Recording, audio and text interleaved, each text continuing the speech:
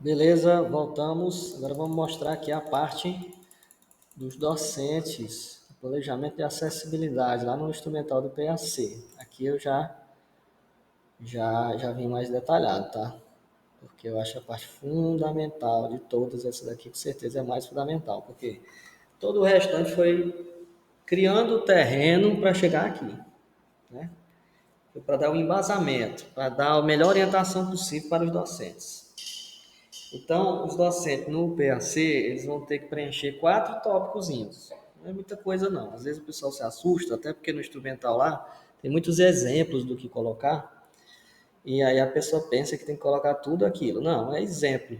Você vai colocar o que se adequa, né? Repito, o que já disse nas outras partes anteriores aqui dessa nossa conversa, dessa nossa aula aqui. O foco aqui não é um documento para você que não é um artigo científico, aqui não precisa estar fazendo citação, não precisa inventar a roda aqui não. O foco é só registrar o que você está planejando fazer, porque o principal é o que você vai fazer na aula. Tem gente que já faria sem precisar do PAC, mas para essas pessoas é bom que haja o registro também, porque não basta fazer sem registrar. Depois você não vai ter a comprovação que fez. E muitos não fariam sem ter o instrumental. Muitos não se lembrariam, passaria batido. Então precisa do instrumental para lembrar e para fazer não de qualquer jeito, mas fazer de maneira consciente, de maneira organizada, intencional, né? O primeiro tópico que a gente pode preencher são os objetivos. Toda disciplina, todo componente curricular tem os seus objetivos já definidos lá no documento que orienta, né? A ementa, PUD, tem vários nomes aí para esses documentos, dependendo da instituição. Mas para além desses objetivos, o que é que eu posso colocar de objetivo específico para aquele estudante? Que seja alinhado ao perfil funcional dele e que possa oferecer uma atenção especial às necessidades dele. Lembrando que não substitui os objetivos regulares da disciplina. Não é uma disciplina à parte que você está fazendo para ele. É um a mais, é um olhar a mais que pode ser necessário. Por exemplo, compreender conceitos básicos de geometria, isso seria uma aula de matemática, né? Utilizando recursos táteis. Pode ser, todo mundo da sala pode usar o recurso tátil, né? Mas para esse estudante vai ser uma condição essencial para ele entender. Apresentar a síntese oral dos conteúdos com apoio de slides visuais. Um estudante que tem dificuldade na escrita, por exemplo, ao invés de ele entregar um trabalho escrito, você pode dar a possibilidade, enquanto ele não acompanha essa habilidade da escrita dos colegas, você pode dar a possibilidade de fazer de maneira oral ou com apoio, né? Então, um estudante que tem dificuldade de socialização, tem dificuldade de comunicação social, você pode colocar como objetivo específico ele alcançar determinadas habilidades, fazer determinadas atividades que envolvam isso, com apoio ou não, né? Então, são coisas extras que você pode definir como objetivos para aquele estudante.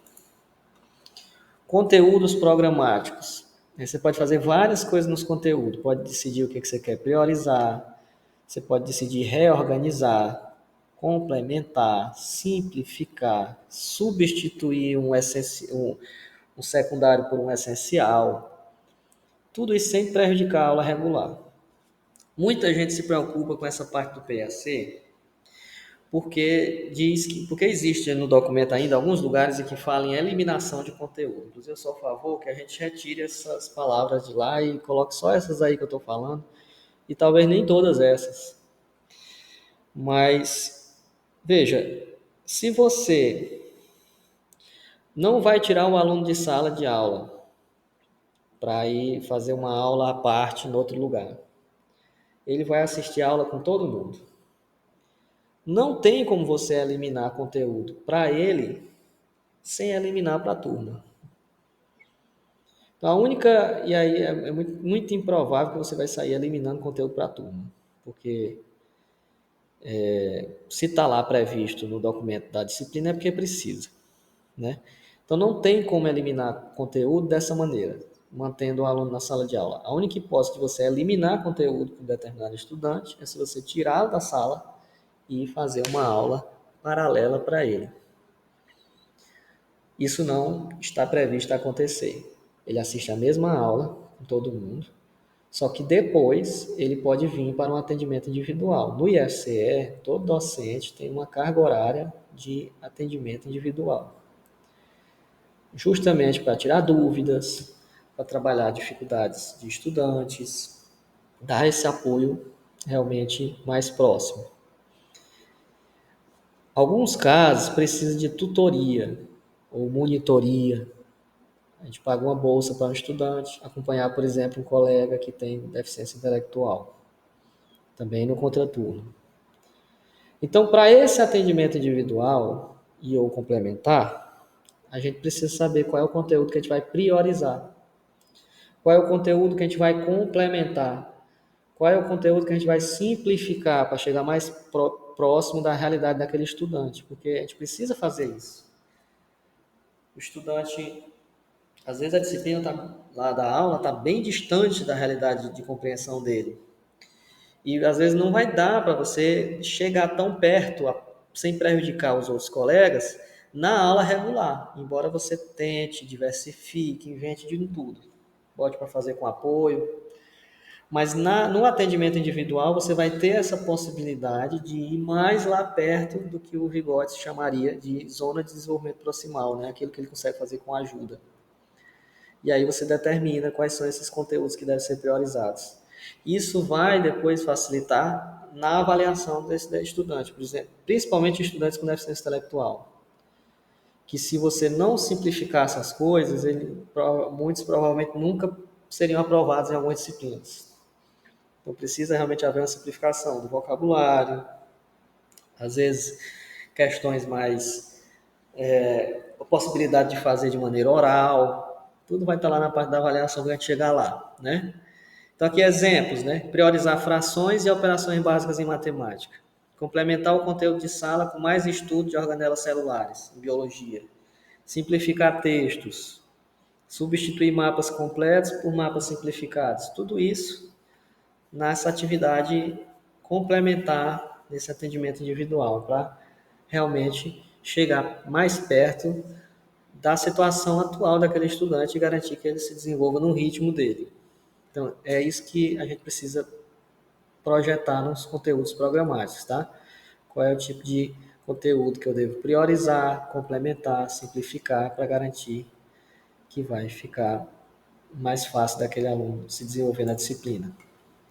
E aí, metodologia. Pode envolver mudanças no formato dos materiais, pode, por exemplo, o estudante tem baixa visão, aí você amplia o texto, né? O estudante surdo, aí você vai precisar de que os vídeos sejam interpretados, né, traduzidos em libras, ou pelo menos legendados, slides acessíveis, como é que tem que ser os slides, como é que vão ser as aulas, se vai ter a opção de diálogo, se vai ter mapa conceitual, se vai ter aprendizagem por projetos, essas atividades vão ser em grupo, ou em pares, ou os prazos, como é que vai ser, tudo isso. Cada condição vai precisar de estratégias diferentes em diferentes áreas da metodologia. Então, como é que vai ser o ambiente, a posição do estudante na sala. Então, por exemplo, para o estudante com TDAH, a gente pode recomendar que mapeie a posição dele na sala, para ele ficar longe da janela, para não estar se distraindo com a movimentação externa, mais perto do professor, para o professor poder ver se ele está conseguindo prestar atenção ou não. Questão da iluminação, redução de ruído, tecnologia que pode ser utilizada. Tudo isso aí você pode prever a depender da condição do estudante. E a avaliação, né? Então aí você vai poder usar um formato de texto, um formato alternativo, ao invés de ser uma avaliação escrita, pode ser oral, pode ser com ledor, pode ser em dupla, né? Às vezes o aluno vai precisar de um tempo extra, vai fazer no contraturno, um atendimento individual. Às vezes ele você vai priorizar algumas coisas, né, lá dos conteúdos que você já determinou, dessas coisas todas aqui que eu estou previsto ensinar na disciplina, qual é o mínimo que ele tem que saber para ele lá na frente não se prejudicar, porque vai ter disciplinas que vão depender do conhecimento dessa disciplina para funcionarem. Essa disciplina é pré-requisito. Então, você já determina, ele tem que saber no mínimo, isso, isso, isso. E é isso que eu vou cobrar na avaliação, se for eu simplificar. E aí você determina essas coisas na avaliação, com a orientação lá dos colegas que estão no grupo, no CAE.